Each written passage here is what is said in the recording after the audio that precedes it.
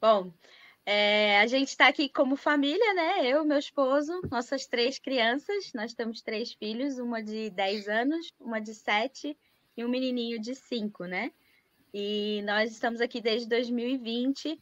Ah, bom, a história com a Bósnia, ela é um pouquinho longa, mas eu vou tentar resumir, Ok, pode porque a falar. Bósnia está no coração, né? A Bósnia está no nosso coração há muito tempo, né?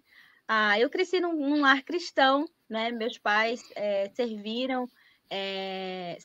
Bom, meu pai foi pastor na minha infância e depois ele começou a servir como missionário integral também. Hum, E aí, na própria infância, eu já fui aprendendo um pouco, já fui vivendo um pouco esse contexto, né, de missões, de servir.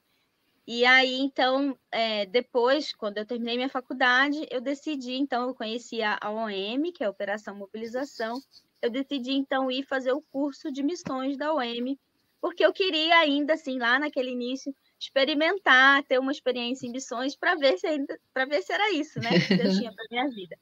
E lá nesse curso, né, nessa mesma época, eu conheci o meu esposo, e ali, resumindo a história, na sequência, ele também fez o curso, na sequência a gente se casou, e ali já no curso foi quando a gente teve algumas aulas, e uma das pessoas que nos deu aula, ela já havia servido aqui na Bósnia e Herzegovina, e depois a gente recebeu mais uma pessoa, mais uma irmã, que também estava aqui, mas ela estava naquele momento no Brasil, e ela falou sobre a Bósnia e Herzegovina, né?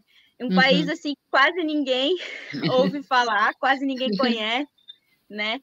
Ou se conhece, conhece por causa da história da guerra. E a gente, então, ali naquela fala dela, a gente já se envolveu, se interessou em querer estar nesse país por causa as características que ela trazia para a gente desse país, né? Eles são um povo muito família, né? E eles têm algumas similaridades com a nossa cultura brasileira. Então, isso foi algo Hum, interessante.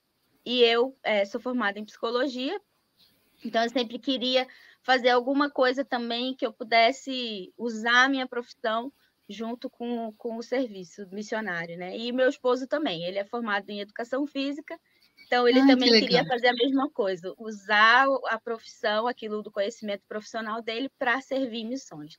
Então, a coisa foi casando em relação a isso, mas a gente demorou 10 anos.